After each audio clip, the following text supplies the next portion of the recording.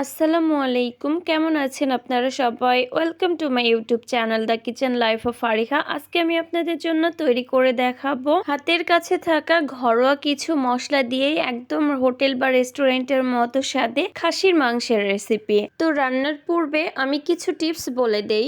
অনেকেই মাংসতে অনেক বেশি পরিমাণে পেঁয়াজ, আদা, মশলা দিয়ে থাকেন, তো যার কারণে মাংসের আসল টেস্টটা পাওয়া যায় না। সবকিছুর একটা নির্দিষ্ট পরিমাণ আছে, যেমন 1 কেজি খাসির মাংস যদি 150 গ্রাম বা 200 গ্রাম পেঁয়াজ রসুন দেন তাহলে ঠিক আছে, কিন্তু এর বেশি হলে কিন্তু টেস্টটা খারাপ লাগবে। আবার অতিরিক্ত তেল মশলা আমাদের শরীর স্বাস্থ্যের জন্য কিন্তু অনেক ক্ষতিকর। তো চলুন শুরু করি। আমি এখানে 1.5 কেজি পরিমাণ খাসির মাংস কেটে ধুয়ে পরিষ্কার করে নিয়েছি। এই তো চুলাতে আমি একটি পাত্রের মধ্যে 2 কাপ পরিমাণ সয়াবিন তেল অ্যাড করে দিব। খাসির মাংসে চর্বি থাকে বেশি, তাই তেলের পরিমাণটা কমিয়ে দিলাম। এবার 150 গ্রাম পরিমাণ পেঁয়াজ কুচি দিয়ে দিলাম, একটি বড় সাইজের রসুন কোয়া দিয়ে দিলাম, 2টো কাঁচা লঙ্কা দিয়ে দিব ফ্লেভারের জন্য। এবার কিছু মশলা থেতো করে দিয়ে দিলাম। থেতো করে দিলে কিন্তু ফ্লেভারটা দারুণ আসে। 3টে আস্ত তেজপাতা দিয়ে দিলাম। এবার 2 মিনিটের মতো নেড়ে দিয়ে দিব 1 কাপ পরিমাণ পেঁয়াজ রসুন বাটা, 1 চা চামচ আদা বাটা, 1 চা চামচ জিরা বাটা, 1 চা চামচ লবণ দিয়ে দিলাম, 1 চা চামচ কাশ্মীরি লাল মরিচের গুঁড়া, 1/2 চা চামচ হলুদ গুঁড়া।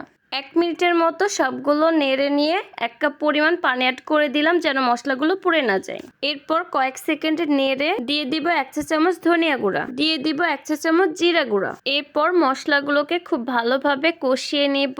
মশলা থেকে যখন তেল বেরিয়ে আসবে এই পর্যায়ে দিয়ে দিব মাংসগুলো। এখন মাংসগুলোকে খুব ভালোভাবে কষিয়ে নেব।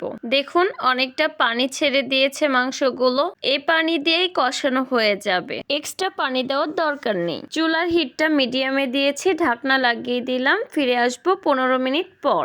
ফিরে এলাম 15 মিনিট পর। তো দেখুন পানিগুলো শুকিয়ে গিয়েছে ও মাংসগুলো কত সুন্দরভাবে তেল ছেড়ে দিয়েছে, মানে মাংসগুলো খুব সুন্দরভাবে কষানো হয়ে গিয়েছে। তো 2 মিনিটের মতো মাংসগুলোকে আমি নেড়ে দিয়ে এই তো অপর চুলাতে আমি গরম পানি বসিয়ে দিয়েছিলাম। তো পানি গরম হয়ে গিয়েছে, এখন আমি গরম পানি অ্যাড করে দিব পরিমাণ মতো। মাংসতে সবসময় আপনারা চেষ্টা করবেন গরম পানি দেওয়ার, তাহলে মাংসগুলো খুব তাড়াতাড়ি সিদ্ধ হয়ে যাবে।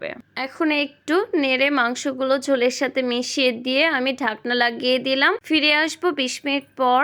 এই তো 20 মিনিট পর ফিরে এলাম। তো দেখুন সব পানিগুলো শুকিয়ে গিয়েছে এবং মাংসটা প্রায় হয়ে গিয়েছে। অফলাইনে আমি চেক করে নিয়েছি মাংসটা সিদ্ধ হয়েছে কিনা। তো মাংসটা সিদ্ধ হয়ে গিয়েছে। তো এই পর্যায়ে আমি 1 চা চামচ ভাজা গুঁড়া মশলা দিয়ে দিলাম। 2 মিনিটের মতো নেড়ে আমি চুলা থেকে নামিয়ে সার্ভ করে নিব।